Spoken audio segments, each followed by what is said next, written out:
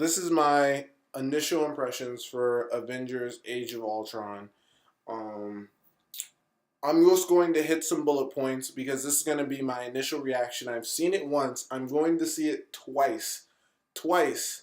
Not because I like you motherfuckers, but because I like this movie that much. I don't think it was too long of a movie. I really don't. I wanted more out of this movie more than anything else. And a part of that is, A, Ultron isn't fleshed out nearly enough as what he, or at least I felt like, there was way more behind this villain than what they showed.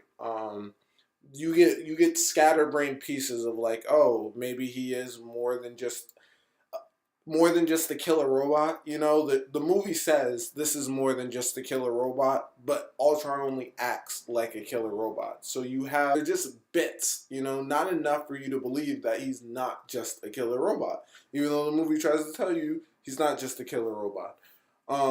So for me, Ultron was my biggest letdown in what they could have showed me more of Ultron. There's definitely not enough. I definitely can't wait to see the 3.5 hour cut because I'm gonna be sitting down there watching that whole shit with a smile on my face. If you can't remember the fight scenes because it's too long and there's one cool like, think about this. There have been critiques. There have been critics, and they're not saying the movie's bad, but they go, there's too much. You go from one fight scene to another fight scene to another fight scene to like another fight scene. The fuck kind of criticism is that? It's a superhero movie. And my superheroes, and I'm not saying superheroes have to only fight. I know there's dialogue and character development. I'm one of those people who is for that.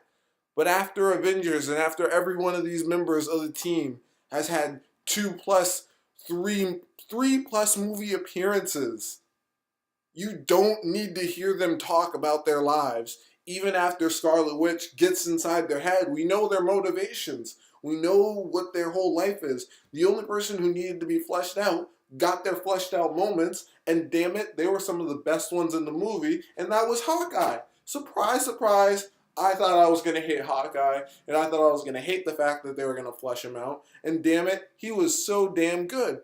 He was so good, I even appreciated the fact that he was the one who puts his foot up fucking Scarlet Witch's ass at the end and gets her moving. Like, that is a scene. They left Black Widow off in a bad spot. They left Black Widow. She could have been the only one who needed some more character development, and they left her off in a spot from going from this really strong female character to being someone who's going to be pouty over the fact that she probably lost her one shot.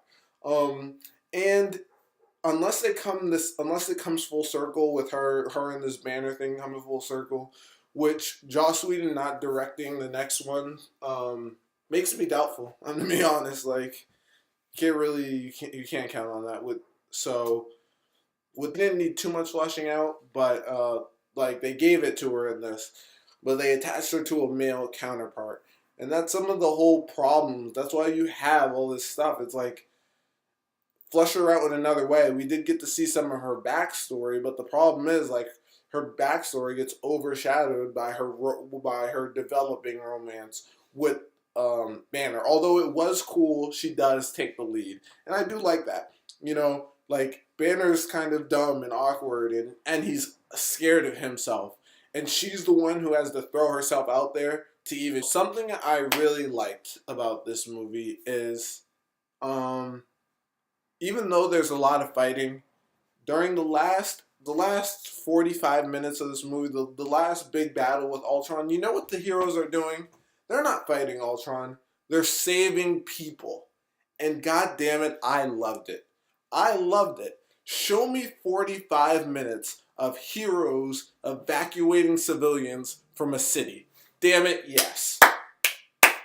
They're fucking here. Like, they finally. If there's one thing this movie got right, is it showed why these individuals are larger than life. Why they're different than every other person walking down the street. Even like, why the guy with the bow gets to chill out with the big green monster and the guy with the shield. Like, it that That was amazing. I love that. And I do think Marvel was kind of rubbing it in their face that they could have a whole sequence. Mind you, this is like 45 minutes. I shit you not. You're gonna watch these motherfuckers just saving people. 45 minutes of them saving people in broad daylight with fights going on. And you know what? The movie actually had me thinking for a second they were gonna be able to save everyone. I don't even think they show them saving. They don't show anyone actually dying, but it's like insinuated. It had me believe it because you know what? And here's what DC sucks at. Stop making your movie so you're a fucking superhero. If I have to see you causing more damage and killing more people than a villain, you're not a superhero in my book. You're not. And Marvel got like they with this movie they captured an essence that DC is probably never gonna capture in any of their movies ever again. Yeah. Scarlet Witch and Quicksilver are in this movie. I'm not gonna touch on that until I watch this movie for a second time.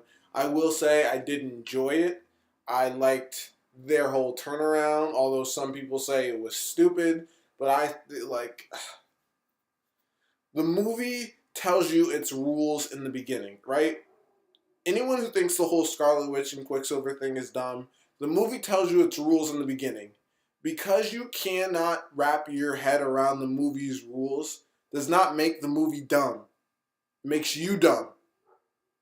The movie told you its rules. But I did like Vision. Comes in at a good point, and as soon as Vision comes on screen, he owns the screen, and I thoroughly enjoyed it. Hey everyone, I'm Bishop. Thanks for watching Checkmate. I'll see you around.